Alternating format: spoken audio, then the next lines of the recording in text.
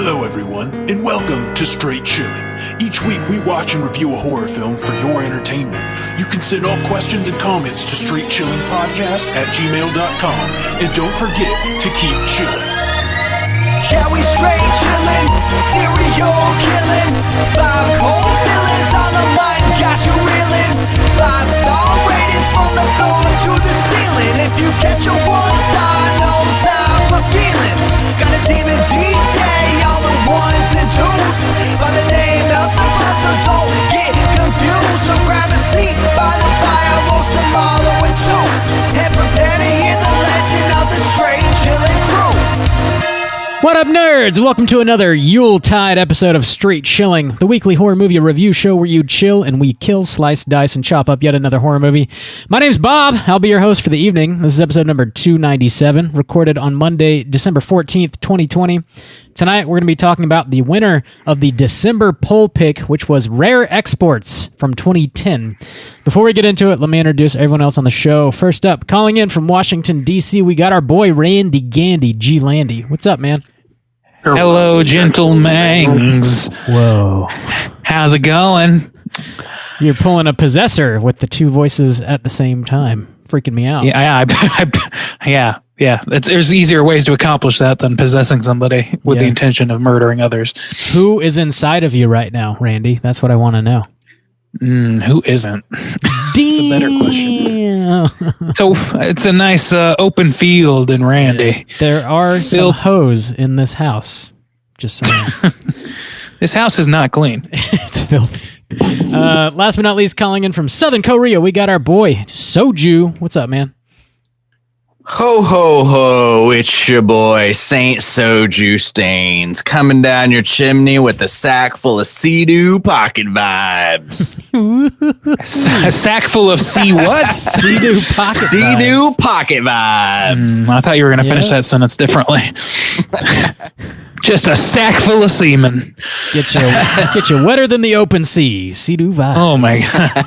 The 7 seas are filled to the brim with juices of the Sea-Doo vibe. Wow. I hope you ask for a Sea-Doo vibe for Christmas, because that's what you're getting. You're getting sacks full of them.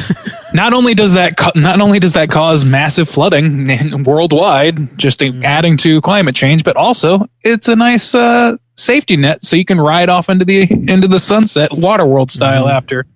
Yep. The vibes come with a complimentary bucket and mop to clean up after yourself. So you're welcome. This is not the joke that I really wanted to be a running joke, but here we are. Before we get into the main event, let's go ahead and tackle some housekeeping real quick.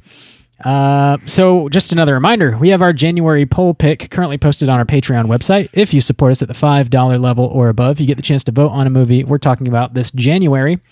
The theme for January is going to be Review Redemption, in which we're going to take 3 movies that we have already reviewed and think that maybe we did not do them justice and would like to revisit those movies. The 3 you can vote between are Insidious, Reanimator, and Sleepaway Camp. Bob, how are those numbers looking so far? Still neck and neck and neck? Dick to dick? One of the necks have fallen away, so it's neck and neck. Oh, no. What are the numbers looking like these days? So Insidious and Reanimator are tied, and Sleepaway Camp is pretty far back at this point. Falling behind. Yeah, there's as it should be. Still a handful of people that haven't voted yet, so it could go any way. Your reverse psychology approach is a new take, Juice. You're usually much more brazen about your lobbying. That was a pity pick. Pity pick. That movie doesn't need any pity. Trust me. True. That movie's got all the pity it can handle. It's a 5-star movie. It's great. It's fantastic. Rob and I have covered that movie twice. You're the only one that is fresh on the mark for that, or has only done it once, right? Oh yeah, because of the live show. That's right. Yeah, we did it live, which was awesome. Anyway, in other Patreon news, here is the announcement, the big one, the one you've all been waiting for. We're going to be reopening the You Pick the Flick tier this Sunday. Oh, Bob. Ooh. Yes, Bob. Yes. Yes. Yes. Yes. Yes, Bob. Mm-hmm. Yes. Yeah, that's I about think that right. last bit is a fart. It kind of sounds like I think it's just him hanging Mikey. up. Mikey rounded it out with a nice poot just for the end of there. That was not Mikey, by the way. Just to let you know. It wasn't? No, it was not. I think it was- Okay, well, whatever. well, it doesn't. Yeah, it doesn't matter. Anyway, yeah, we're opening the You Pick the Flick tier on our Patreon website this Sunday, which is going to be December 20th. This is going to be for the first quarter of 2021. As always, there's only going to be 5 spots available. They tend to go very, very quickly. And so in order to try and maybe even the playing field a little bit next year, I think what we're going to do is actually limit this for 2 picks per person per year. Whereas in the past, you could get a total of 4 if you picked 1 every quarter. We're going to limit it to 2 per person per year. And we're also not going to announce exactly when it's going to open on Sunday. It's just going to happen. Oh, shit. It's going to happen randomly. Random. So you got to check in throughout the day. Oh, This means you're just Thunderdome, gonna have to bitch, hit we're doing it. refresh all day on Sunday. Looks like we're taking up your whole Sunday, bitches. Whole day. That's what's happening, baby. So be on the lookout for that. The past handful of times we did this, they all went in less than a minute, and there were a lot of people that just weren't able to get a pick. So we're trying to make it a little bit more fair for everybody because there's only 20 a year. They're pretty limited. So we'll see how it goes. There's some people that are so hard with us as to be just full on diamond hard with us. And we need to get a few more, we need to work a few more members, work them up to being extra hard with us. You know what I'm those saying? members. Yeah. Work those members, guys. Let's work them. So yeah, keep your eyes and ears out for that. I think that's all that's going down on nope. I'm sorry. We do have one new Patreon subscriber that I forgot to shout out last week. This was my bad. Bob. Oh, Yeah. Oh my God, that ass is not sufficiently red. And the real shit kicker is it's someone that we actually know in person. It's a man that Randy and I used to live with. His name is Ben W. Oh, I did see that. Yeah. Oh, Bob, come on. I didn't realize that. Yeah. So big shouts outs to Ben, and thanks for supporting us on the Patreon. And as is tradition around these parts, we owe Ben the straight chilling salute. This one's for Ben. I once had that man drunkenly enter my room and then climb into your bed room. with me Room. against my will. So this is a nice turnabout. It's nice to get some reparations know what? on Since that day. Since Bob forgot to salute Ben last week, I think he would appreciate a double salute. Ooh, a Ready? dub Here we salute. go. Uh-oh. Here we go. All right. Sorry about that, Ben. That is Bob's fault. Double tapped there. All Bob. Yes. Yeah. He's actually been pillaging my horror collection over the past couple weeks. He borrowed Pieces the other day, which he just randomly picked. Wow, that's a deep cut. Oh, wow. He's getting way into it. He's listening to the soundtrack and researching it and stuff. I don't know where this is coming Whoa. from, but I'm proud. I of him. know. He's got a child on the way. He's only it's a limited time only engagement with horror for Ben. Yeah. After a while, it's just going to be Frozen 3 and shit forever. True. Mm-hmm. Do you guys have anything you want to shout out there on the housekeeping? My house is clean this week. Cool. Yeah, shouts outs to our Slack channel. As always, we love you guys. Yeah. Sounds like some of y'all are needing some Christmas cheer, so we're going to watch this movie about Santa dicks.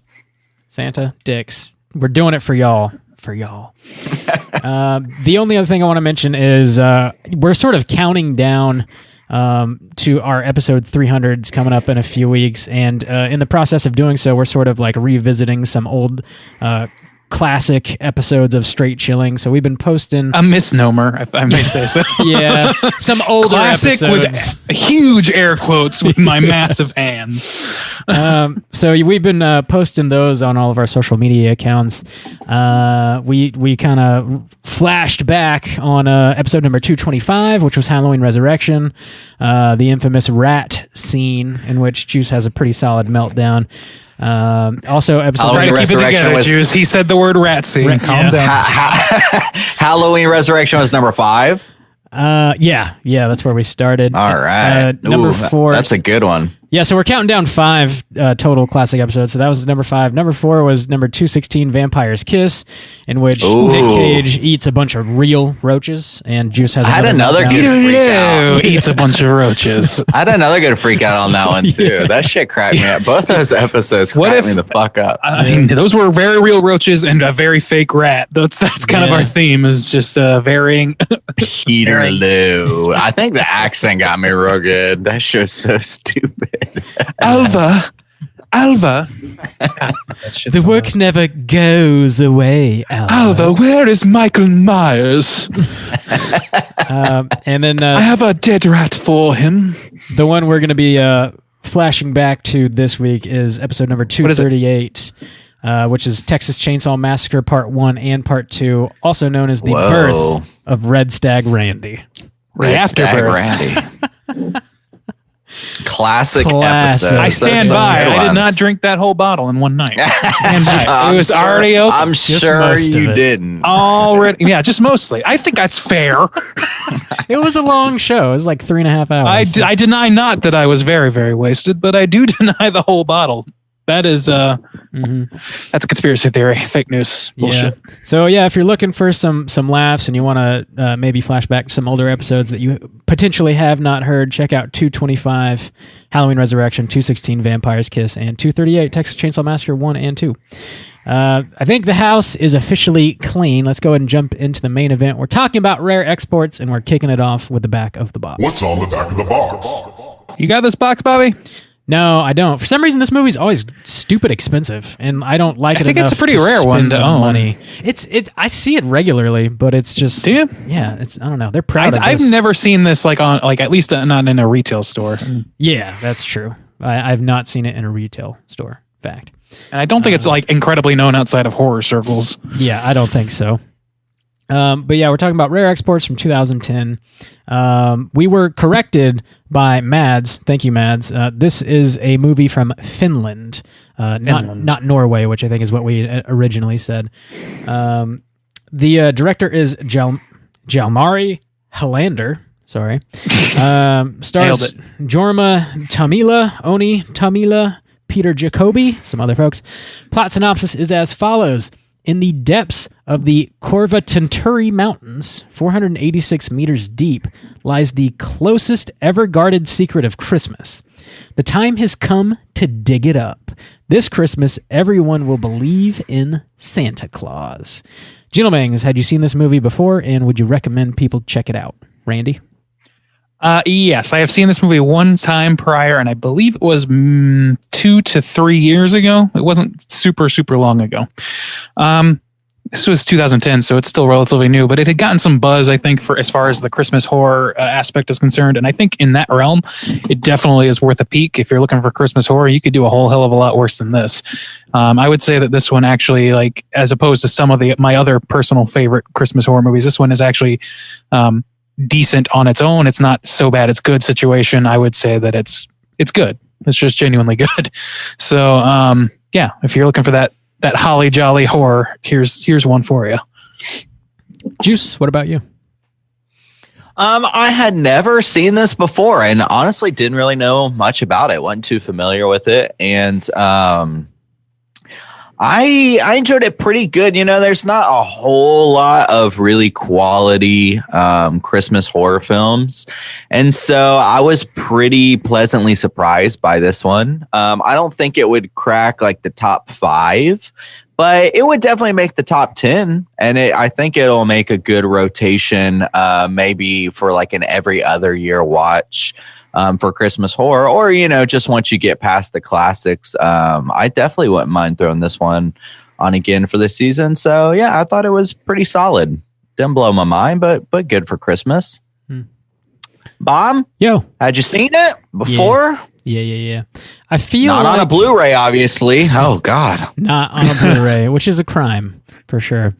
Yes. Can't get that director's commentary, huh, Bob? Yeah, that mandatory director's commentary. Yeah, even when you don't want it, you got to hear it. This is on Shudder currently, so if you are wanting to watch it, you can see it on Shudder. I think it's also on Amazon Prime So if you have that, It's definitely on Amazon Prime. okay, there you go. So this is really easy to come by currently.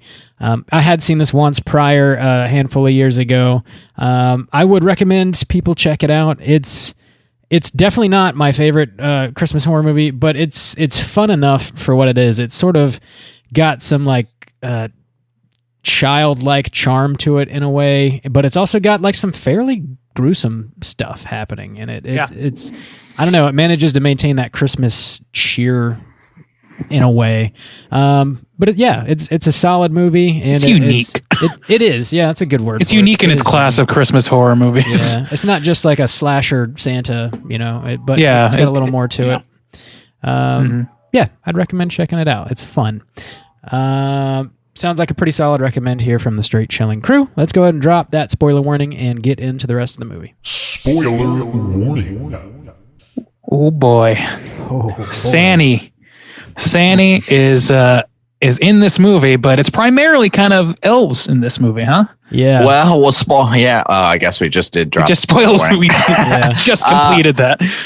Bob's got to drop that plop synopsis though, if he's got it. Let me synopsize this film real quick. All right, the movie takes place at the Korvatunturi Mountains in Finland. One of our primary characters here, Riley, is a rich, eccentric person who's been searching for Santa Claus since he was a child. American. And he believes that he has finally found Santa Claus. He claims the Korvatunturi mountain is man-made and that Santa is entombed inside of it.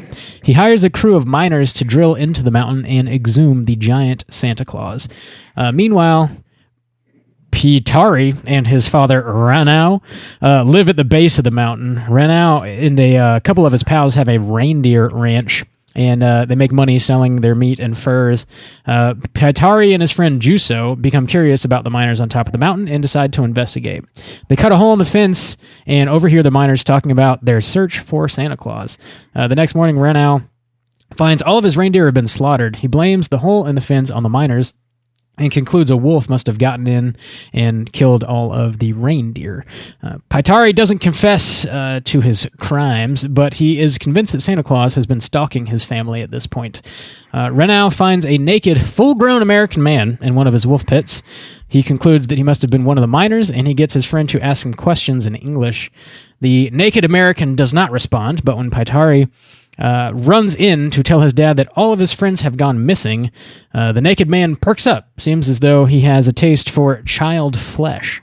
A radio then goes off with Riley on the other end of it, attempting to communicate with one of the miners. Ranau responds to him and says that he has Santa Claus, and Santa Claus is for sale. Ranau, his two buddies, and Pietari go to the top of the mountain and meet Riley. When they present the naked man dressed up as Santa Claus, Riley corrects them and says it's not Santa, it's actually one of his little helpers.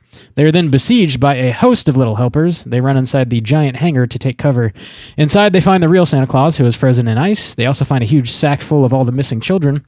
One of Ranau's friends uses the helicopter to airlift the kids out of the hangar. He also uses the kids to lead the little helpers over to the reindeer pen. Meanwhile, the real Santa Claus is blown up with dynamite. The little helpers then stop chasing the children once Santa is dead. And Ranau then gets this bright idea to train all of Santa's little helpers to act as sort of like mall Santas, and he hires them out for profit. That's it. That's the movie. Mute mall Santas. Yeah. Creepy, real creepy Santa Clauses that you probably wouldn't let your kids approach at all. I love that this movie's happy ending involves human trafficking. Yeah. Well, are they humans, Randy? Semi-human. I mean, they look and behave. The dude they has behave a little driver's bit, license. Like, he's a person. no, I don't think that. I think that was one of the people No, you're from up on top of the confused, mountain Rob. who Yeah. he Oh. attacked. Oh, okay. I guess. It was. They think he's American, but these people don't even speak English. They kind of establish that later, kind of halfway, where they're like, I don't think he's on. Like they don't have like a whole conversation about it. But Well, I thought He's the hint clearly was not reading because we see it's implied that like the miners were slaughtered or killed or something bad happened to the miners. And so when this dude's got one of the miners' wallets on him, I thought that was just a heavy implication that they were involved. Like these Santa's helpers were involved in that. definitely. So yeah, I think that these guys are just naked elf men and nothing more. Danny? To begin with. What? I said Danny. Elfman. Danny Elfman. Elf. Yeah, Naked these Danny they're Elfman. and these men are Elflings? unapologetically naked old men. There's a lot of dick in this. A lot of swing. It's my boy Dick. in this. Yeah. Yeah. It's everywhere. And they're creepy too. There's like a Yeah. swarm of them at the end. It's like Dude. a huge fucking swarm. Like, were they frozen in the mountain with Santa? Like, where the fuck did they come from? I think so. I mean, that's the only thing I can think. I don't know. because, Yeah, they I don't mean, really. They're kind of loose with that a little bit. So the movie starts the way it really kind of eases you into the Santa thing at first, like for the first 10 minutes or so, by making it seem like just a regular expedition of some kind, like a geological thing. And then what's his name? Riley, the American, starts handing out safety regulations that say like no cursing, no smoking, smile big and No shit like that. drinking. Yeah. Yeah. And then they find out that there's sawdust underneath, and we later find out through Pietari or whatever. I can't It's do called it, I'm sorry. Peter. It's called Pietari. So Pietari, I like it. he reads through these old in huge volumes, these old tomes about how evil Santa used to be, which we've seen in other movies before, but in this movie is this kid just had these. I don't know. It's not like he somebody in the know came up and told him about it. He just, I guess, went to a library. Yeah. He doesn't show, it just has them. And yet somehow he's the only person in the world that knows this except for Riley. Anyway, so yeah, I guess they were all underneath that sawdust. They basically they tricked evil Santa and all his elf helper people, these old men, into falling into a lake by attracting them out over thin ice or something like that. Yeah, and they fall and in. then they freeze solid, and then they buried that lake or took the frozen water out and then buried it and made a mountain on top of it so that it was insulated with sawdust around it to keep it insulated. So yeah, I think that the elf, I keep saying elves, but whatever, the helpers, the old that's what men, they are, I think they were basically. Yeah. I thought they called them elves at one point. I know he does say Santa's helper at one point, but I thought later they did call them elves. I mean, that whole Santa thing, Santa's helper, whatever. Even in terms of popular lore, it goes either way. So it doesn't truly make a difference. That there's nothing about them except for their just general psychotic behavior that would indicate that they're less than human. They look exactly like old men, just shirtless, pantsless, dick hanging out old men. Yeah, I just thought since they all looked the same, and obviously they can't speak and they can run around naked in the freezing cold.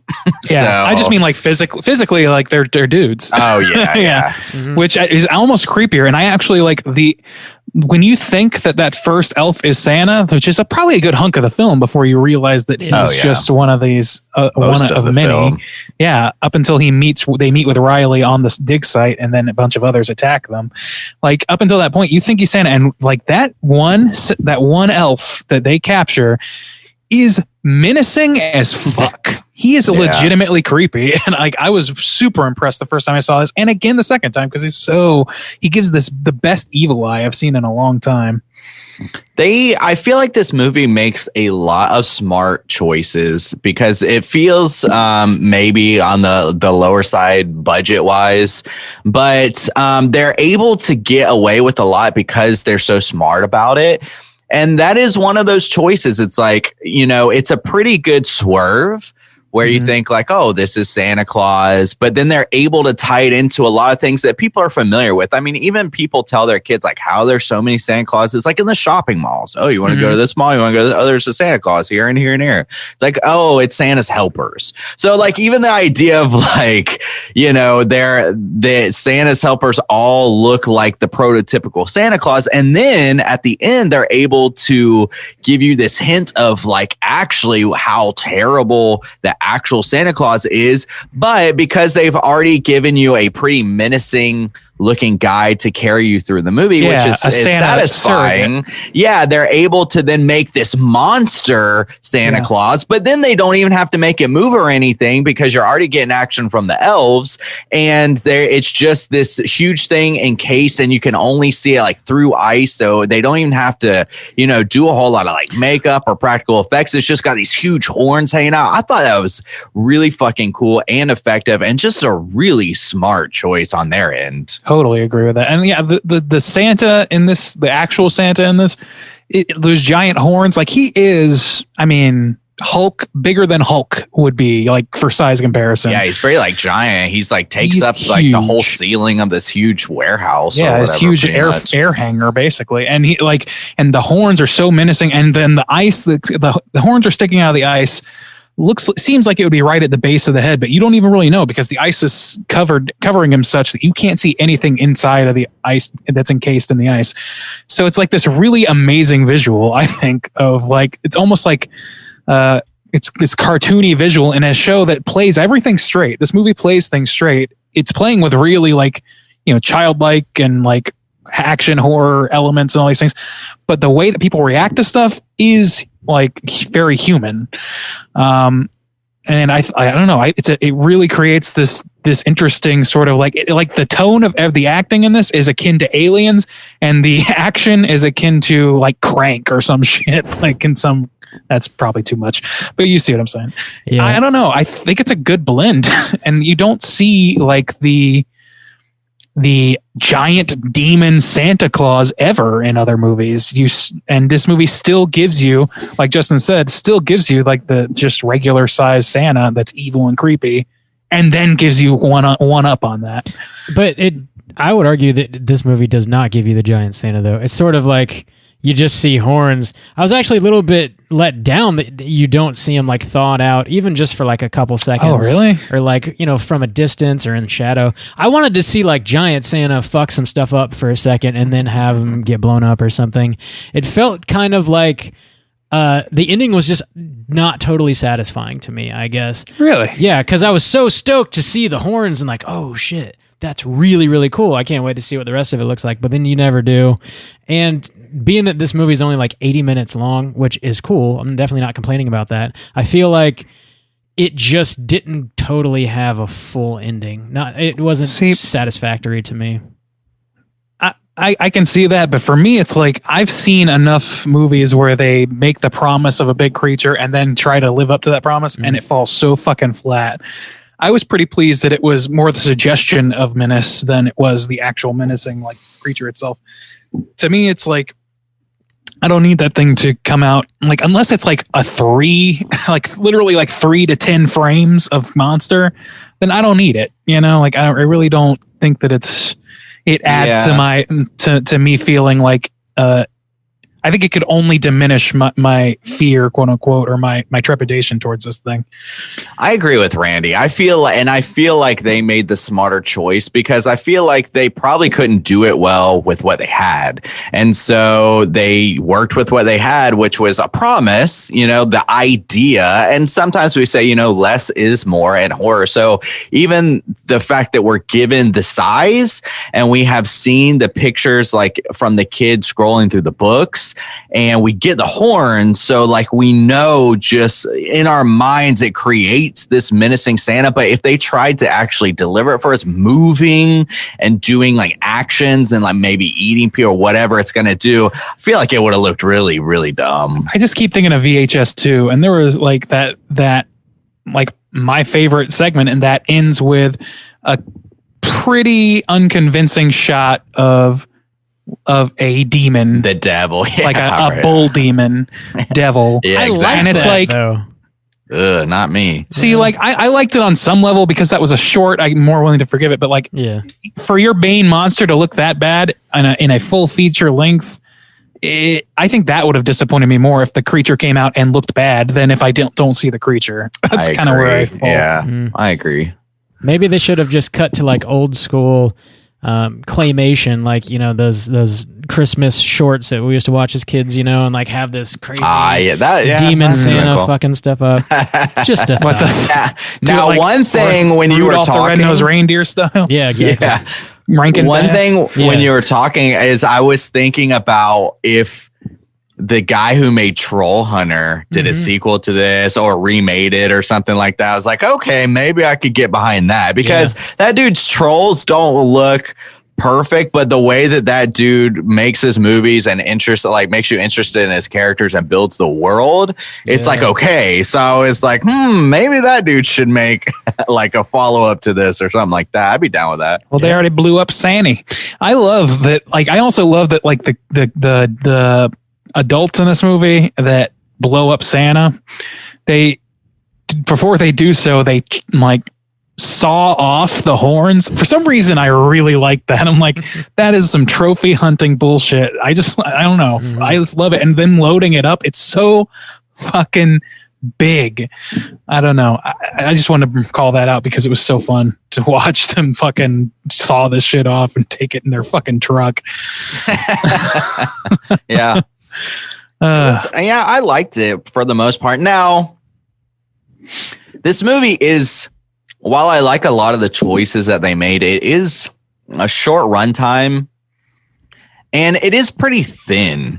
You don't get a whole lot of characters, which is fine, but I feel like they spend a whole lot of time with the lore at first.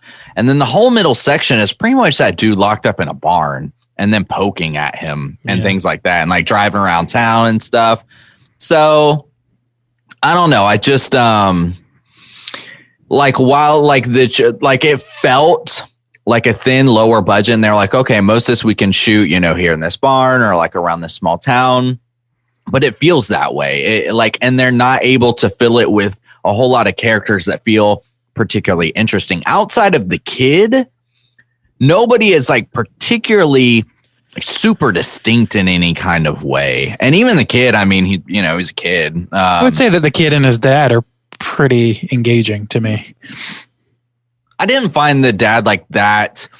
We get like hints of it, like, oh, the mom is gone, the dad's obviously doing his best or whatever. But outside of that, he didn't feel like distinct outside of just a dad doing his best, like a single dad doing his best. No, in that sense, you're definitely right. I just feel like they did a good job with what little they gave him to do, or he did a good job with what they gave to him, because I think that the way he portrays being the like single dad who just lost basically a year's income is so heartbreaking and so sad, dad, that I don't know, man. I think it worked really well. Like, it worked really well for me. And there's not much more beyond that for him besides being the concerned, like man's man trying to make it for a single dad and then losing all this fucking reindeer that they're supposed to get, which was Pietru's fault. I don't know. I think it worked for me, even though it was pretty thin. You're right to say that it's thin. The movie itself, like they don't even really spend that much time on the lore.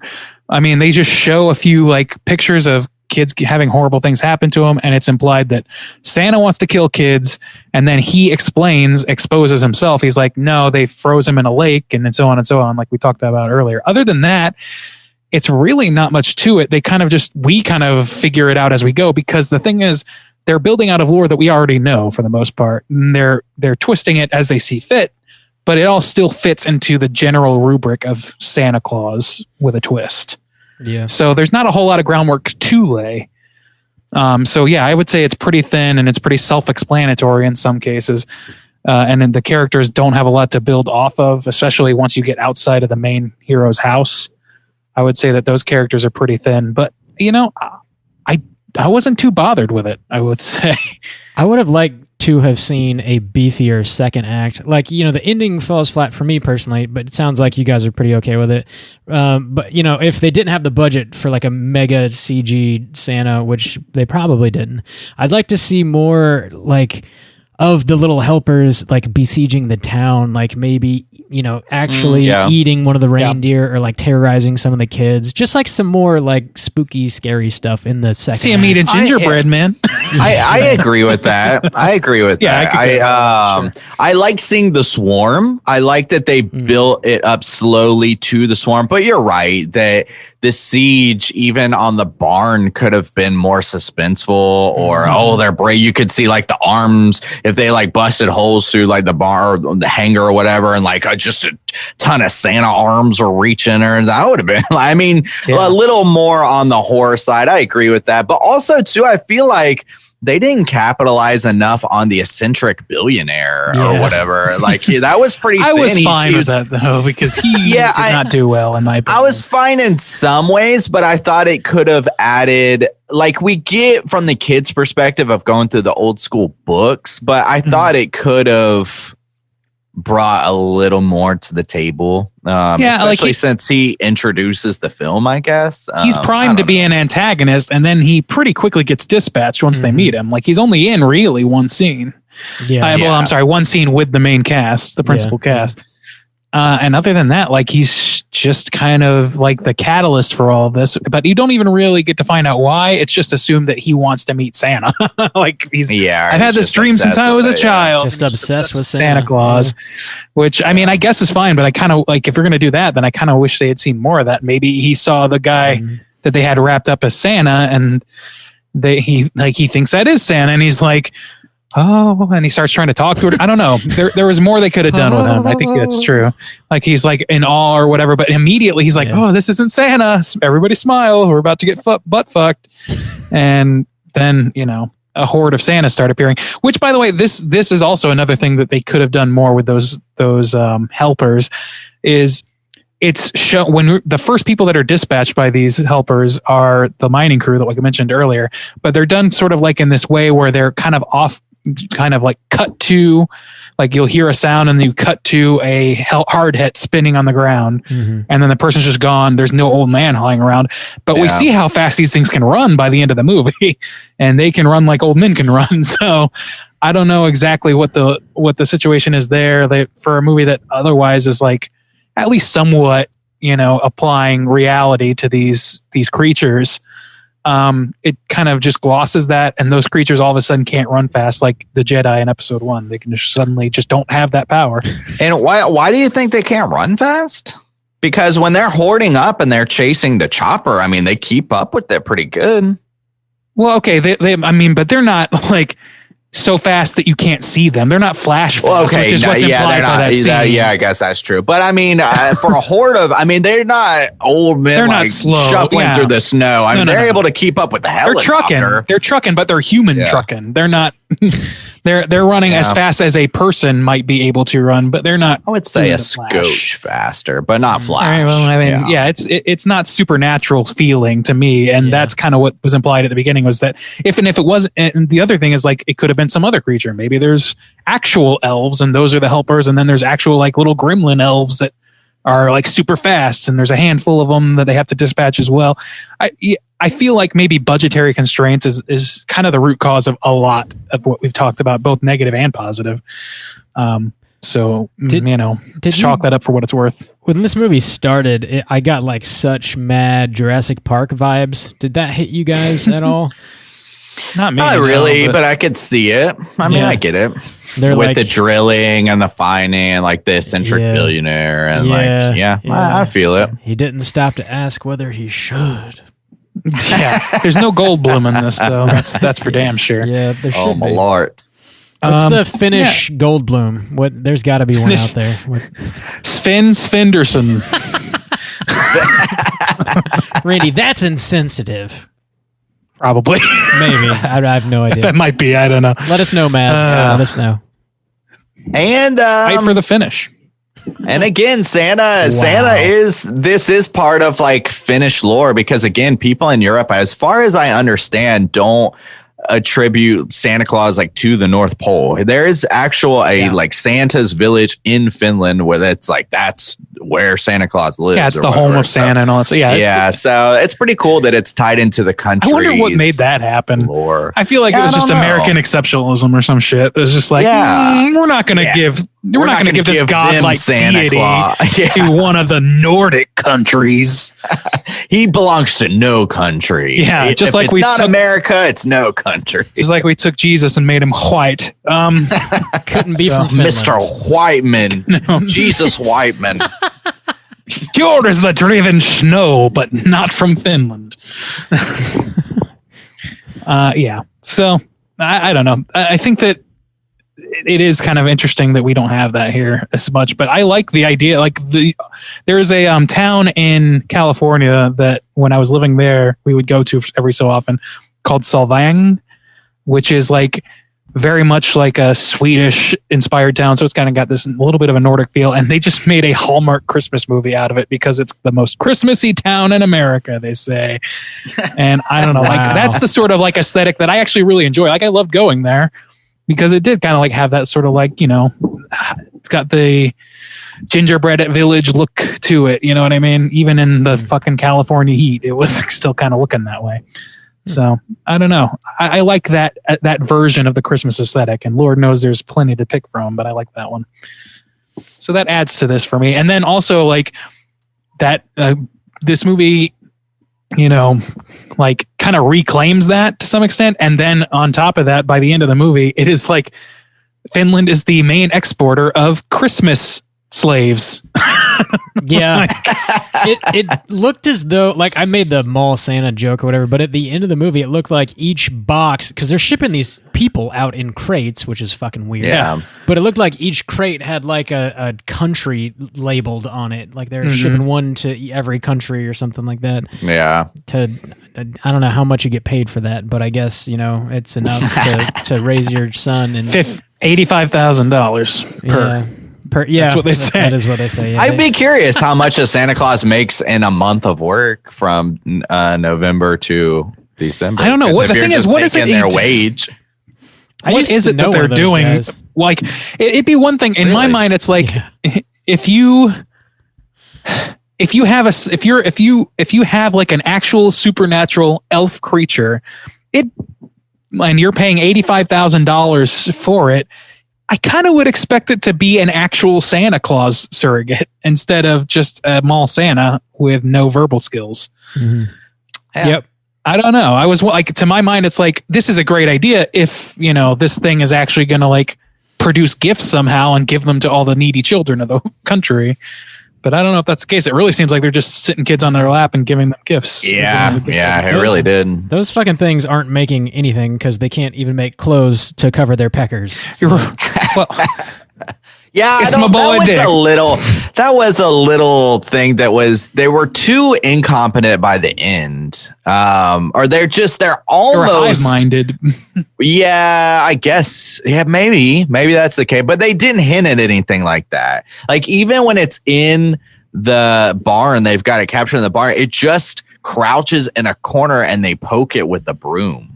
I mean, that until gingerbread or a child comes into play, it's almost they're all instinct. I think I don't like a hive mind. Hive mind you could extrapolate from it, but they really just sort of like, you're right. Like they're sort of they're just sort of catatonic until they're triggered in some way by one of the things that triggers them.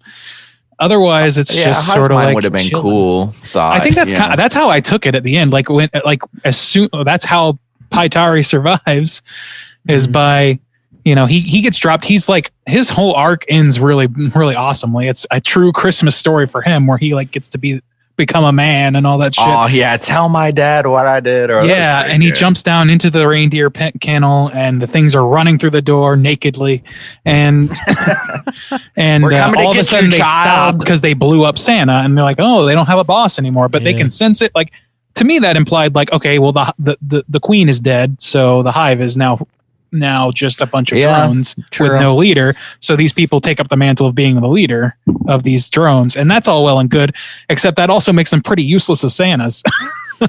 That's actually a pretty good idea about how like Santa functions too, sending out these people to go down because he uses them to stalk the children too. At one point early in the film, we see like, what is it, footprints like on the roof or something, where he's like, somebody's been watching me. So yeah, it's like, it's pretty good with tying into a lot of the Santa lore about how does he do this and what Santa looks like. Why would people think Santa looks like this dude with the beard? Well, all his helpers look like that. And that's who people see, even though they're shifty and like in the shadows. And that's how he knows about like all the kids and stuff. That's pretty smart. I think they made some good choices. I agree. The old man is just the person diamond on them to Demon Santa. I love that the elf diet is basically just like the flesh of the innocent and then also gingerbread. Gingerbread cookies. I love that. Nobody eats anything in this movie except for gingerbread. I love that. Yeah. It looks good. I guess he'll eat some reindeer meat too. So that'll and was it the helpers, I guess, because Santa is still in ice that was eating the reindeer. And that's how the other one got trapped, is because not for reindeer, but I guess he went for the bait, which was the pig head. Yeah. So he went and fell into the pit that way. I wanted to and seemed to heal, I guess, because he got stabbed like in the side or like in the belly. Yeah. So he healed up pretty quick. Yeah. Sexual healing. I think he's dead. I wanted to mention the ending where like Paitari is riding on the helicopter. So the helicopter like airlifts all the children out, but they're all in sacks still. They're like in this they're tied up in sacks, like crammed on top of one another. It has to be absolutely miserable. Some of them might actually be dead. And Paitari is just standing on top of that sack, like flying through the air, having the time of his fucking life. Yeah, he is. He's the hero. So no one else cracked me up that those fuking children are just being crushed to death, and he's loving it. Like they don't even show any other children except for the one kid, and they don't even hear them except for when they first rescue them. They're just in these burlap sacks. Yeah, they're kind of like wriggling around, I guess. Yeah, I guess. I love all that, but like just to speak to the helicopter scene real quick, that is another indication to me that I'm glad we didn't get to see the full full CG Santa, because the CG in that scene is looking pretty rough. Yeah, and all it is a kid flying around on a helicopter. So yeah, I mean, it's got that like snowy. It looks like Polar Express. Dude, that's exactly what it looks like. Yes, but it's like horrific because these kids are dying. Like what? That's good. What's happening? But they were naughty, Bob. That's what they naughty deserve. Kids, so, naughty. You're just blood on the bottom of the bags. Just so leaking. It's just God. That would have been maybe we didn't think this through. Yeah. Oh man, that's the unrated version. Just getting crushed. That would be so terrible to be a kid in the middle of that fucking pack wrapped up in a burlap sack, just these fucking other kids laying on top of you. And you would die by a bunch of poopy pants kids. If you're at the top, then fucking Paitari's just standing on your face. Like I think he was standing in the lacing of the net, but I could be wrong. Well, I think so too. It doesn't truly make a difference because kids are still at the bottom of the bottom or middle of that. You'd be dead. You can't. You're at least smelling some doo doo and some farties for sure. You're at least not having a good time. That's pretty funny. It's a bad day in a terrible, terrible way. It's a bad day for those kids. Those poor Finnish kids. Finish them. And also, I want to call out how I thought that the little like straw children or whatever that they replaced the kids with. I thought that was fucking really cool looking. That was pretty cool because he goes to check on his friend and it's just like this creepy doll in his bed or whatever. It's like life size, I guess. But and he finds one for himself too. And that was the only thing. Okay, never mind. I was a little confused, but I just figured it out. I guess his stalker Santa was the one that fell in the pit, and that's why he didn't get taken. Is because and that's why he found fell in the doll pit. In the okay, pit. He found a doll in the pit where the Santa was coming to take him. Okay, that's pretty good, man. They make some good choices in this. Those dolls were pretty creepy. They're still using like some fantasy logic on some stuff, but for the most part, like the humans in this movie, for the most part, except for the American human, they act like human beings might if they saw this. Like, what the fuck are you talking about? What is this? Just an old man? He's like, well, he must be American. Let's try and sell him off since they killed all our caribou or all our reindeer. And all this shit. Like, we got a hostage situation now. Yeah, the motivations in this movie are very understandable. And that's kind of like half the battle with any horror movie is if you can get me like on board with what the main characters are doing, you can have like some monsters or some threats that fall a little flat as long as a few of them land, and then you also are along with the characters on their ride. It just goes a long way, is all I'm saying. Yeah. Motivation. Such an aggravation. Yes. That's what they say. Okay. Santa must be stopped at every opportunity. Well done. Mm-hmm. Well done. Yeah, I don't know. Do you guys have anything else you want to mention before we rate this thing? No, I think I'm I good. don't know. Yeah. No, I don't think so. Yeah. Yeah, I think we kind of covered it all. It's relatively short. Let's go ahead and rate this out of 5. Juice, why don't you kick us off? How you feel about Rare Exports? All right. I like this film pretty good. Again, there's not a whole lot. There's just not an overwhelming amount of Christmas horror. But I mean, you only get 4 weeks to watch it anyway. So I feel like the choices we have are good. And this one makes a good rotation piece. I liked a lot of the choices they made. I liked most of the visuals. The Straw Kids were creepy. The Santa Claus men were creepy. And then I liked the tease of the giant monster Santa Claus at the end. I thought they handled that well. The overall story is thin. The characters are thin. It's short movie, so it doesn't have a whole lot of weight to it for me. A lot of the scenes you're just kind of waiting to get toward kind of the ending. I felt like, yeah, it's pretty good. I think I'm gonna wrap it at a 3.5, but a man does have a code, and you might not agree with it, but it does stay consistent. And there's a lot of swinging dong in this. It's my boy Dick. Yeah, there's a lot of that in this movie. So they're actually gonna get a -0.5 star, and we're gonna end it at a 3. His. Man, It also isn't penetrating you. That's a bummer. man's got a code. Yeah, boo. That should be a 4, but whatever. Should be a 4? Bob, if you want to give half star for the dong, you are more than welcome to. Because he started at a 'cause the 3.5, ad. and yeah. You're suggesting Hiss, boo, and hiss. All right, Rob likes genitalia of all colors and stripes. So good for him. Yeah, make it even, man. Keep it fair. I'm gonna jump in here and rate this real quick. Jump in. All right, Bob. So with your half star for the dong, what are you going to give Rare Export? That's not my code. I don't give half stars for nudity at all. But Typical at least it's American. fair. What? It's just a You're little an pickle tickler. Get out of here with your bullshit. Yeah, I like this movie pretty good. It's fun. It's got some like whimsy to it. It's got some decent horror elements. But ultimately, it kind of leaves me wanting. I just want more out of it. It's fairly short. It's fairly simplistic. And what they do give you is fun, and it just makes me want to like invest more in the lore and the world that they set up. Not a ton, I just want a little bit more from it. But overall, it's a fun little romp. Nothing like super terrible, nothing like super amazing. It's just it's a pretty solid, like medium across the board Christmas horror movie. So I'm gonna give it a 3 as well.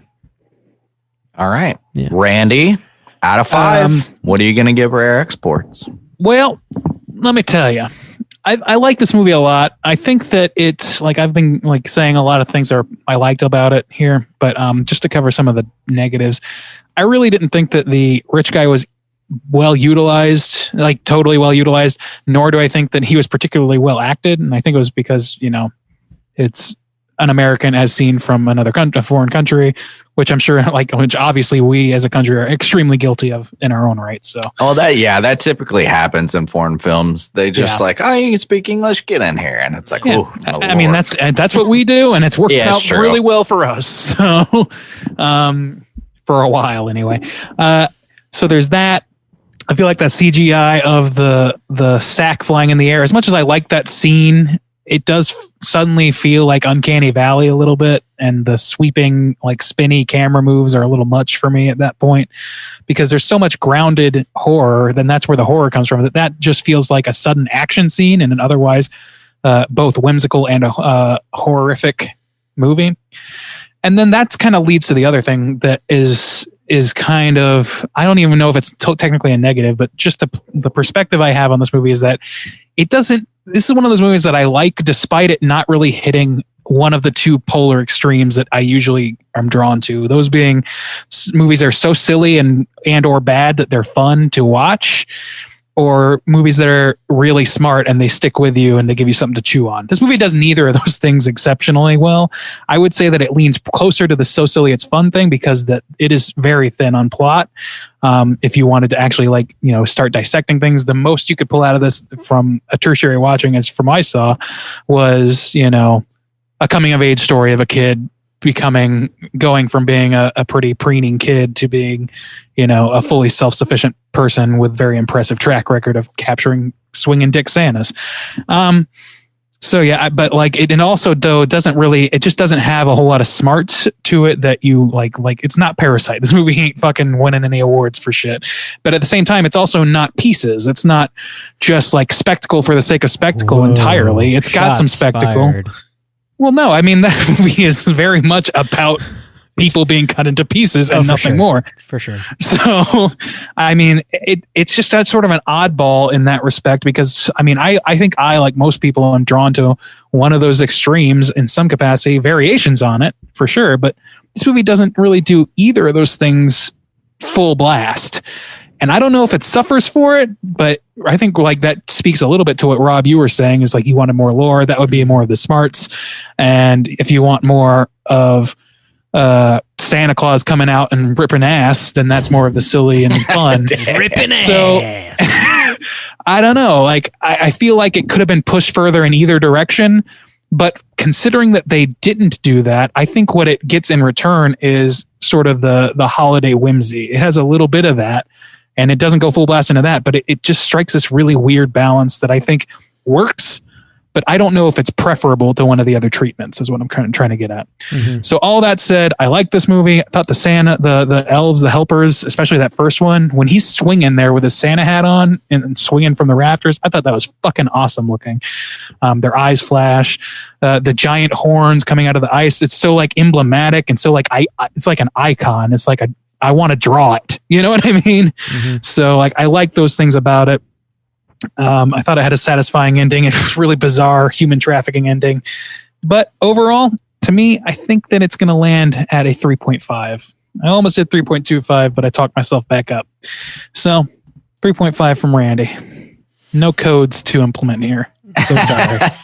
All right. 3.5 from Randy. That's going to put our aggregate at a 3.2. Let's go ahead and jump over into our Rotten Tomatoes segment and see what the critics and users think about Rare Exports. Certified fresh to death. Rob, what was your score out of 5? Sorry, I was listening, but I forgot. I gave it a 3. Okay, all right. Yeah. Same as me, Bob. I see that code kicked in, huh? Yeah, totally. Totally did. Okay. Swinging dicks aside, let's talk about Rotten Tomatoes. So our segment here, for those new, the uninitiated, I'm going to have these two gentlemen guess to the best of their ability between 0 and 100% what the critics and users gave this movie on aggregate on RottenTomatoes.com. We're going to start with the critic score. There are 105 critic scores for this, so it's a pretty hefty sample. Or not tiny anyway. That's solid for a foreign movie about Christmas. For a movie with its pretty minimal reputation outside of genre circles, I think that's pretty good. That's pretty solid. I'll start with Bob. Bob, what do you think 0 to 100%? What's the aggregate of critics going to be? Critics. I'm going to go comedy number, please. 69. 69 dudes. All right, comedy numbers in play. Mm-hmm. Juice. Yeah, this one's hard to read because it is a Christmas movie and it's foreign. 2 dings, 2 strikes. Well, not necessarily strikes. I actually think it would help it. I think it will push it higher than I think is probably reasonable. So I'll go a little bit higher than 69. I'll say 75. 75%. All right. No no ring-a-ding-dings on this round, and you guys are pretty far off. This is a 90% movie, so Juice takes the crown on this one. God. 90% certified Wild. fresh. Yeah, That's way too. I didn't think it would be quite that high. that's really high. I mean, bear in mind, this is the trick of this segment is that it's the aggregate of who thought it was on the upside of like above 50% or above 60% or whatever. I feel like critics are tend to be more forgiving for foreign films, and I feel like they'd be okay with Christmas films because they're so like niche. But wow, 90 is pretty high. Oof. 90 is pretty high. But can I get a hell yeet, Mom? No. Rigatoni. Loser. All right. Oh, yeet. That's what you get. Oh, Bob. Oh, Bob. Oh, God, yes. Come with me. All right. So the critics' consensus for this film is as follows. Rare Exports is an unexpectedly delightful crossbreed of deadpan comedy and Christmas horror. And I don't think that fully encapsulates it personally, but it's a start. Huh. All right. I think that they needed another sentence there to round that out, but that's my personal feeling. All right, Juice, why don't you give us an audience score? We're going to start it with those, and let's see. There are 12,971 user ratings for this film. Still pretty good. Pretty good sampling. So what do you think? I think this one's going to be tougher to read. I think it's got to be lower than 90%. And I think it might be, was it last week where we had like a huge disparity? I think it's going to be similar. Feeling a little... I'll take a 60. 60%. All right. Bobby, what are you feeling? Give me 69 dudes, please. Oh my God. 69 dudes. It is very bizarre indeed. Thank you. So let's see. What do we got here? Beep, beep, beep, beep, beep. Not a ring-a-ding-ding, but this one is damn close. 70%. Bob's going to take it with the comedy number. Hey, Bob. Yep. Hell skeet. No. I want to all you. Quite ironic. Well, you're not getting it because you never give me the hell yeet. As soon as you start playing ball. I covered it for you, Bob. You're good. Thanks, man. Appreciate that. Yeah, no sweat, man. I got you covered. So yeah, it's 90% for the critics, 70% for the users. But this is not the movie I would have expected that kind of disparity between the critics and users. I don't know about you guys, but I don't know. It really comes from the critics. I thought it would be a bigger nice. gap, but yeah, that 90 is way too high. Yeah. Let's see what a top critic said negatively about this film, randomly, to see if it's funny or not. The flaws of Rare Export offer an important reminder that looking good on YouTube does not provide qualifications for a bigger screen. All right. Somebody not a big fan of YouTube, I suppose. I don't get the critique.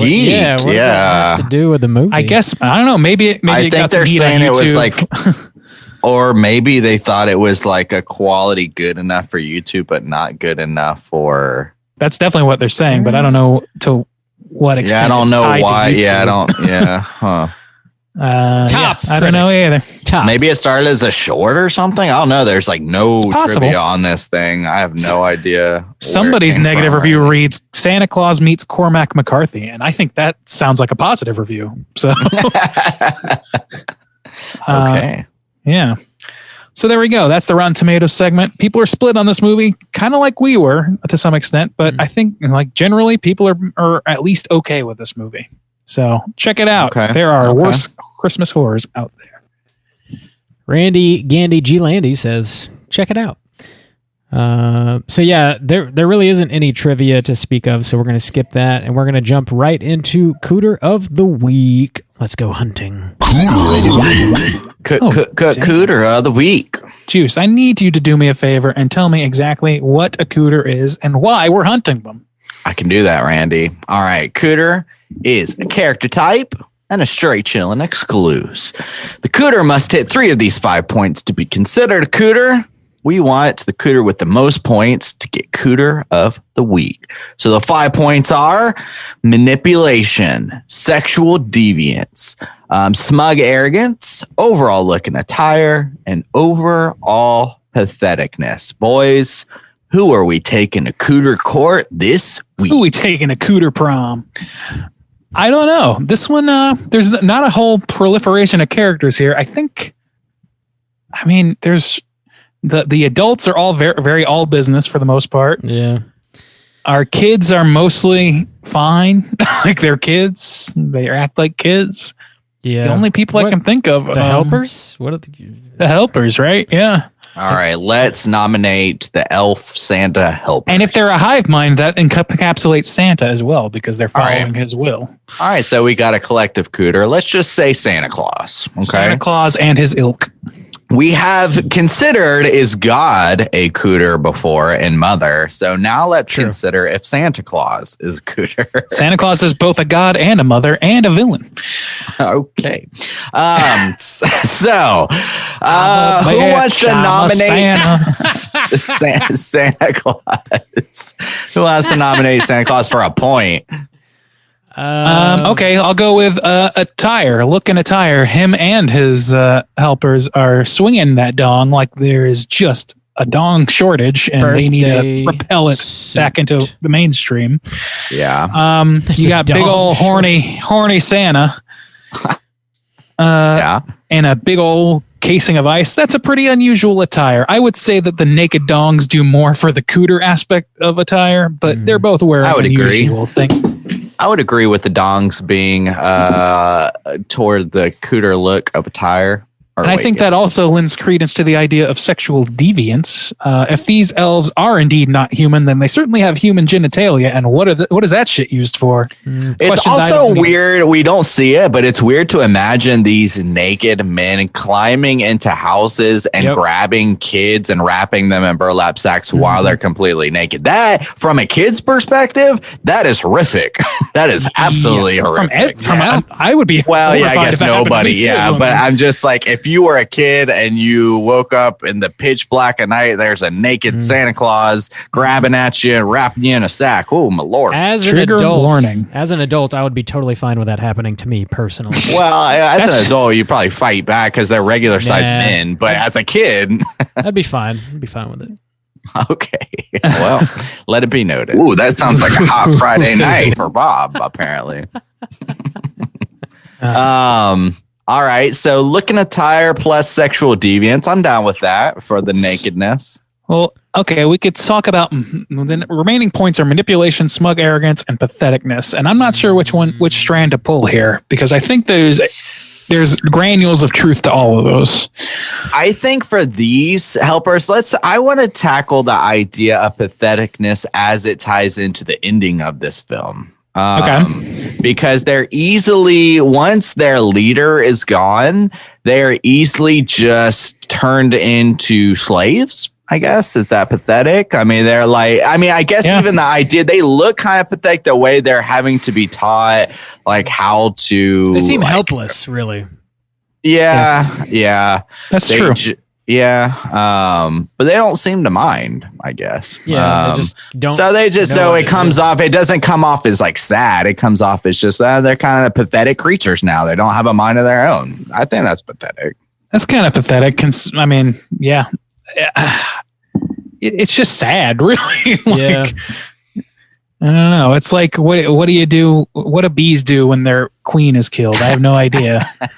Just chill. Just go play bingo and shit. They date adult women, according to a Bee movie. All right. I think that maybe the strongest thread to pull for me is manipulation. And that I ascribe that to Santa proper, because he does have all these pathetic little non-brained creatures at his disposal that it's a good call. Walk through the snow and hurt themselves and spy on kids, freeze their dicks off, make fucking weird, freeze their dicks off, make weird fucking dolls to replace the kids with, steal burlap sacks, and never get to wear clothing. I think that speaks to some manipulation. Yeah, and also if you think it's just the idea of Santa Claus, if we're trying to tackle manipulation, the idea of don't do anything wrong or I'm going to send a naked man to wrap you up in a burlap sack. It's that. I mean, that's some manipulation shit. Up, yeah. You just described a lot of religions, but all right. So because of the implication. that's some deep manipulation. Because of the implication. That's fucking funny. Yeah, Thank you. That sounds like we've convicted, Santa and his little that helpers. sounds good enough for me. He's hit enough. Yeah. What was there any point that we didn't cover? Let's see. Manipulation, sexual Smug deviance, arrogance. Look at a time. Smug arrogance. I don't think we get to know his demeanor as a creature of himself. Yeah, that's true. Yeah, And I don't think if that we I don't go think by these helpers lore- have a demeanor, they don't have like a character to speak If we of. go They by can't be smart lore, 'cause they we don't could have a brain. probably assume, because they said like the people had to trick Santa Claus and all his helpers like out onto the lake. So it seemed like he was somewhat of a tyrant or Well, a people hated him. monster. Yeah. So I mean, you could probably attribute a small amount to that, but we're just not sure. So Yeah. but he still hits. You can be a tyrant and not be smug. I mean, come It's on, official. Santa. Santa Claus is a cooter. Santa Cooter is coming to town. Our in your first butt. mythical deity, I guess. You said we did God, which I don't remember which one that was, but yeah. You weren't on that Mother. episode. We did Mother. God's a yeah. cooter. Where we Spoiler talked about warning. is God a cooter? Yeah. God is a cooter. Okay, I thought you were saying God, and also we've called Mother a Cooter, which I assumed was from that episode. No, which is also a more of a archetypal Cooter as well, because of the Mother Earth, Mother. all that shit. That That song all works right. really well for Christmas. Yeah. Pretty cool. Santa Claus is a cooter. It's official. Booked him. Got him. Let's go ahead and let our hair down. It's time for the social hour. Let's talk about what we've been watching this week. Hey gang, what you been watching? Randy, what have you been watching? Oh man, I haven't had a lot of new viewing this week. It's been incredibly busy around here. Holiday festivities, holiday shopping, Christmas carding, all that shit has kind of taken precedence. But I did find time for a couple of things. I finished up Murder on Middle Beach, which I think is worth watching. I mentioned that before, I believe. It's a HBO documentary about, or made by the surviving son of a murder victim.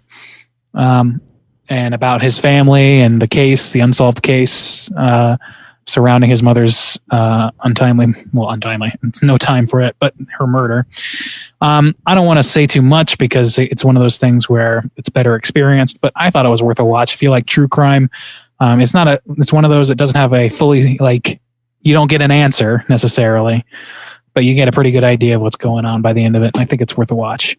Been watching Big Mouth still funny. I was very stoked to see that the girls from Pin 15 had a cameo appearance in one episode. There you go. Very, very good crossover idea. I can't watch that right now because I don't understand why they did this. It said during summer. It's a summer camp thing, and they released it at the beginning of December. I'm like, what the fuck? Coronavirus, bro. It pushed it back. Oh, was that what it was? Okay. It was that and like the BLM stuff or whatever. Jenny Slate plays a black character. She doesn't anymore. That's It's a whole right. thing. Yeah. Okay. But yeah, it's still so I can't. I don't know. I just don't want to watch a summer, like a funny. I hear you. Understandable. It's only a couple episodes though, so Christmas it time, really yeah. the summer vibes dry up pretty quick in this season. Finally finished up Rick and Morty season 4. It's good. It's funny. Started Borderlands Christmas segment, Hell yeah. the Frosty stuff, which is quite fun and extremely festive. I'm enjoying that. Good. Let's see. Watched some internet comment etiquette, as I always do. And then last but not least, I watched the entirety of a little film called Saving Christmas, a Kirk Cameron extremely evangelical joint, which surprisingly is not about the war on Christmas, which is what I was thinking it was going to be, but is instead about how buying things for Christmas and celebrating around a tree and Santa Claus and all that is actually very Christian instead of heresy, which is it's arguing actually for the commercialization of Santa Claus. It's, as one person said, I saw the polar opposite of Charlie Brown Christmas Special. Wow. Yeah. So It's good. fucking weird. It's good. Watch it. Oh no, it was never going to be good, but it was sure engaging. I both laughed my ass off and yelled at the screen. So it's it just strokes a very particular muscle that I like stroked, if you know what I'm saying. I guess. Okay. Thanks for sharing, Randy. Oh, you know me. Juice, what you been watching? Dude, this has been my Christmas week. It snowed in Seoul on Sunday, so it's had the Christmas vibe. I watched Krampus this week. Nice. Gotta do it. Solid 1 star, that movie. Oh yeah. That's another classic episode, but it's before 200 or within. Yeah. I watched, let's see, Home Alone 1, Home Alone Deuce. Ugh. I watched Elf, and so covered a lot of the big Christmas classics I like to watch. I also watched, not a Christmas film, a new horror film that came out on Netflix not too long ago, a movie called His House. How was that? And it's pretty solid. It's it plays it off at the beginning as kind of like this haunted house tale. But it's got this pretty cool twist that I think it pulls it into its own kind of original. Well, no. Well, because it feels more like one of those horror movies that it like uses the tropes of the haunted house. And so it almost has to like lay its foundation there. But it's like, it's almost one of those movies like with the twist, you know, sometimes you have like zombies, but with the twist where it uses a lot of the tropes, but there's something special about it. This is kind of like that, where it uses the same tropes as a haunted house. And so it roots itself there at first, but it ultimately becomes something different. But the premise, I like the premise because it kind of breaks it out of that traditional haunted house. It's these two immigrants from, where the Sudan, I think, somewhere, the war-torn country, and they seek refuge in London. And it kind of reminded me of Ghostwatch a little bit because they're given this housing, much like the woman in Ghostwatch, like she kind of depended on the government for her housing. But because they're like refugees, they have to check in constantly and they're not allowed to like leave or anything. So they're essentially stuck in this haunted house, and their only other choice is to leave and go back to their war-torn country. Like literally they're seeking refuge and they're given this house to do it, and it's haunted, but like they can't go anywhere else. So it really does kind of add this element of like, shit, like, can you tough it out? Like that's really interesting. I like that. The choices that you have. Yeah, you can't go anywhere else. I knew they were refugees. I didn't know that they were housebound though. Yeah, they're given this house. They're like, okay, we'll give you asylum, but they're on this, trial period before they're actually given visas or whatever, and they're just stuck in this house. I have a suspicion about what that twist could be just based on that premise, but I don't know. Yeah. Maybe I'm just reaching on it. And so it was good. It was good. It was a solid, this year it's been tough with, not a lot of movies getting released or getting pushed back or whatever. But so, yeah, for new horror this year, I think it's a solid recommend. But that's about all I've been watching. Sweet. Robert? Yo. Rob, you don't watch things, do you? I watched. How many Baby Blues did you get? I watched some things. I got a few this week, but I actually have not watched any of them. What? Yeah, I've been doing some Christmas stuff and things. Okay. Around here, that means big money. Okay. Huge money. I hit up Girvan Road, which is like this sort of infamous area of town where the whole neighborhood just decorates the shit out of everything. It's Verve's got the verve. I watched a news story on it because like the neighborhood has like really large trees throughout it, and they have these Christmas lights that are strung up really, really high. And the way they achieve that is this guy like takes a bow and arrow and he like ties some fishing line to the arrow and like launches it up into the tree and like uses that to pull lights up in there. And it's like I can't imagine how much time goes into decorating this neighborhood. It is. Yeah, how's it get it down? Well, I mean, they pull it dangle. down. Yeah, they dangle all the way to the ground. Oh, okay, I see. But it's like as you're driving through it, it's like you're driving into this tunnel of like Christmas magic. It's really, really amazing. Be prepared to be bedazzled. I was bedazzled. Swerving down Gervin, drinking Dude. my small batch bourbon. That's what was happening. How backed up was the traffic? Yeah, we waited probably an hour to get into the neighborhood. Holy Jesus. Yeah. I've lived that particular nightmare, but once you get in, it's great. But Yeah. it is a drive. Free. Yeah, it's totally free. You just got to be a little patient, and it's fucking worth it. Super, super cool. If you live around Jacksonville, I recommend checking it out. Also, shouts outs yet again to Sunray Cinema for killing it with the drive-ins. I hit up a double feature on Saturday, and we watched Home Alone and Gremlins, which was fantastic. Ooh, solid. Yeah. Chris Columbus double feature. It is Recommend. both Chris Columbus, isn't it? Yeah, directed Home Alone, wrote Gremlins.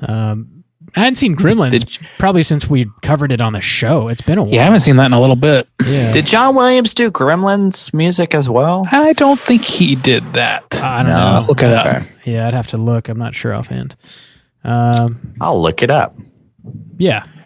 That's really all I've been watching. Still trying to get through some more Bob's Burgers. Hadn't watched a whole lot of that this week. But that's about it. That's about all I got. Jerry Goldsmith. Yeah. Okay. All right. I need to get more Christmas viewing in. I got to get on the warm side of the door a little more. Dude, Get I've it, been Randy. bumping that song. Like, I think we need to watch it. I think we need to stream that shit, watch it, make a big deal out of it. you pick the day. Pick the day, Randy. We'll pick a day. Keep your ears to the ground, people. Santa Claus is coming, and he's swinging dong. It's always Christmas. On the warm side of the There's no door. people that love you. Gonna kiss you. Hey, yeah. Is that shit on Spotify? Yeah, dude, it is. Yeah. Is it? Yeah. I'm going to look it up right now. It's great. Yeah, Silent Night, Deadly Night, Warm Side of the Door. Google that my shit. Lord. Check it out on Spotify. That's a straight jam. Yeah, that is a Slapzilla. Thank you, Jim G, baby. Slapzilla. Yeah, that's all I've been watching. We got one more segment to get to here this evening. Are you playing it? Yeah. I just want to make sure I like it so I don't forget Yep, it. there's the copyright strike Yep. we've been wanting Now for we're Christmas. sued. We got to get to our Hotline Scream segment. If you are listening and would like to call in and leave a voicemail to be featured on next week's show, hit us up at 904-638-3231. We got one voicemail this week. I believe it's from Miles. Let's go ahead and hear what Miles has to say.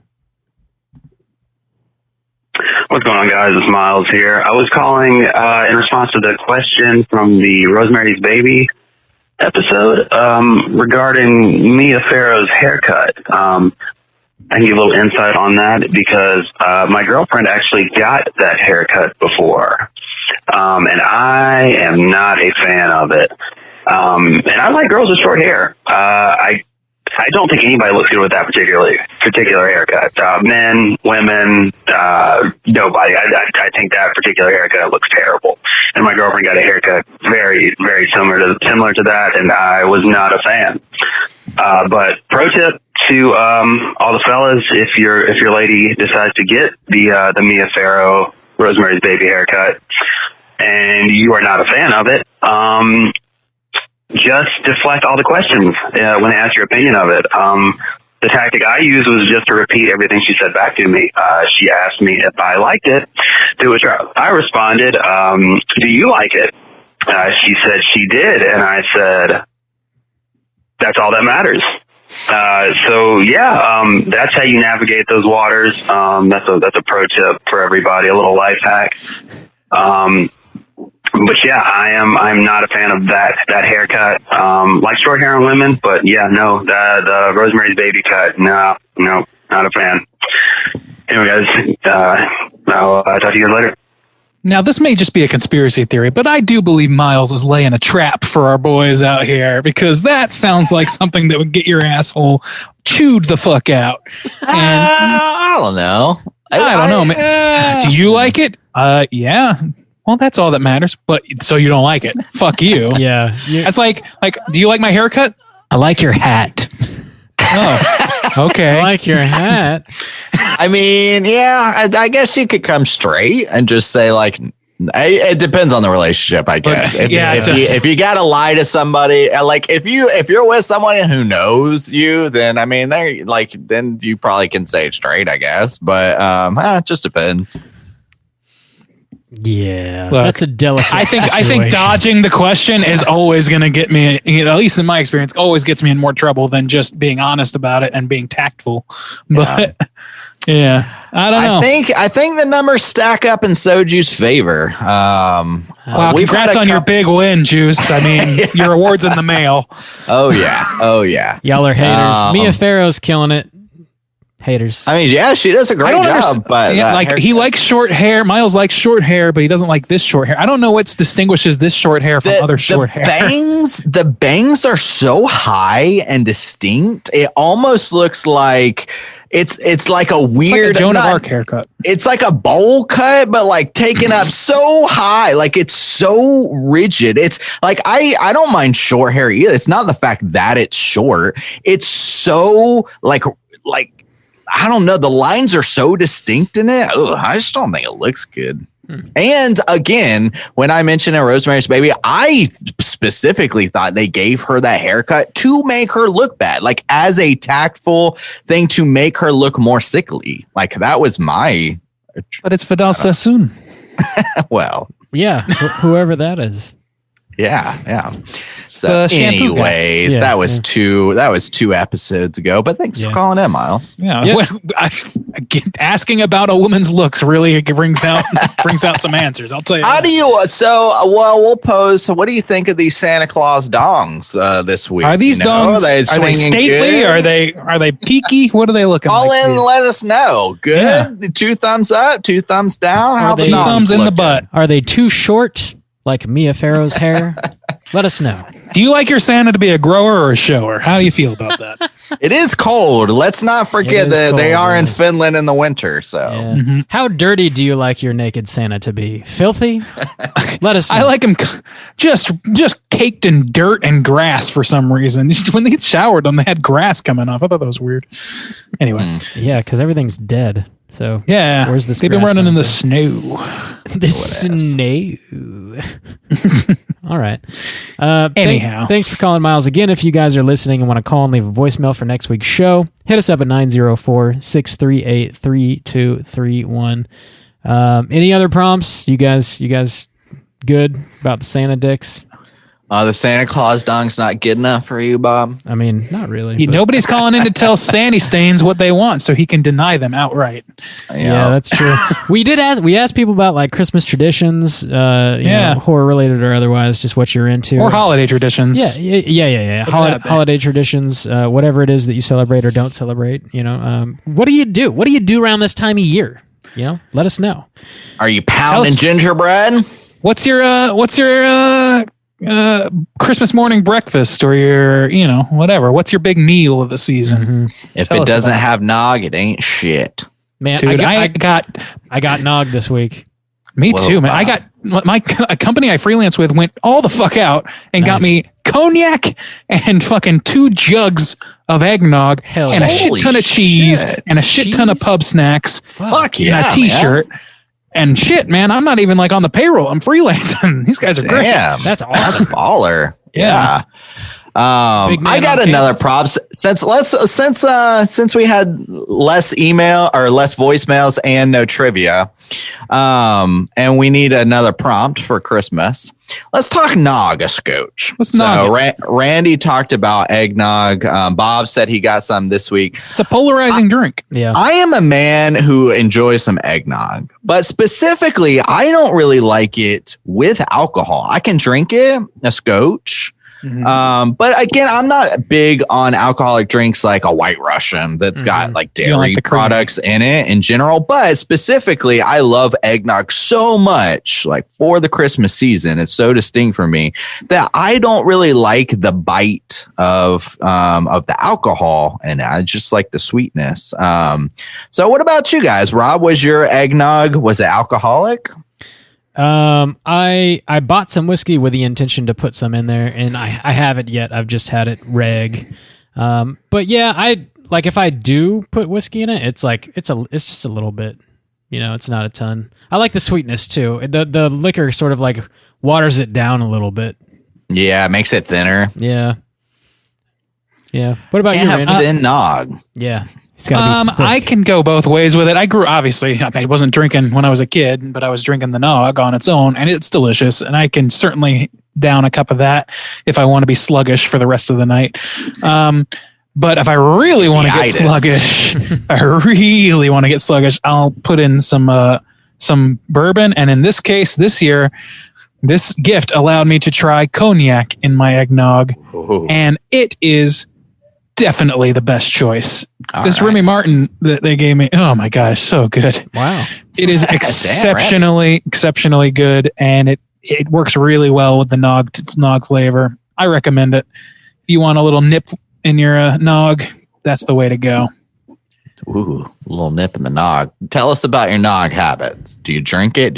Some people hate that shit. Yeah. Which is nuts to me. I thought you were asking me. I was like, well, I think we covered it. No. Yeah. This is an extra prompt. Tell us about your nog. You like it thin? You like it thick? You like it with the bourbon? Do you not like it at all? If you don't like eggnog, call in and defend yourself. And let us shit all over your habit. Yep. I just need somebody to be the avatar of hating eggnog so I can be mad at you.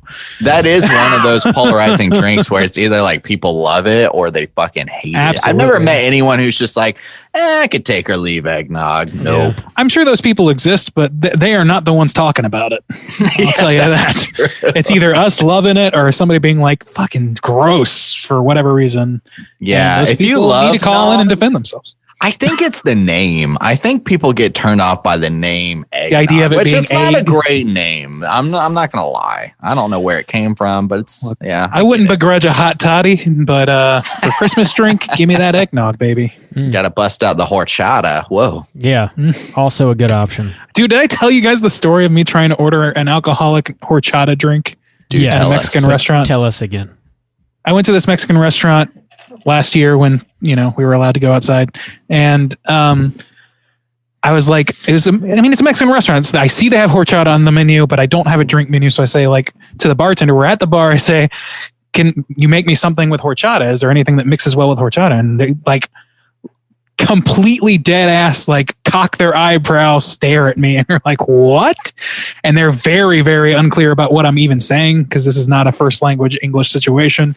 And they start talking, the bartender I'm talking to goes and starts it takes 15 minutes for them to come back and say yeah, we can make you something with horchata. But they are so blown away by this. I feel like I made a huge faux pas without realizing it. And they made this drink for me, and it was by far, except for Malort, probably it was the worst cocktail I've ever had at a bar, because they did it completely on the fly, and I don't think they had the right ingredients. They looked it up on fucking Google. Oh no, it was real bad, and I got to be the embarrassed gringo who doesn't understand why horchata doesn't mix with alcohol.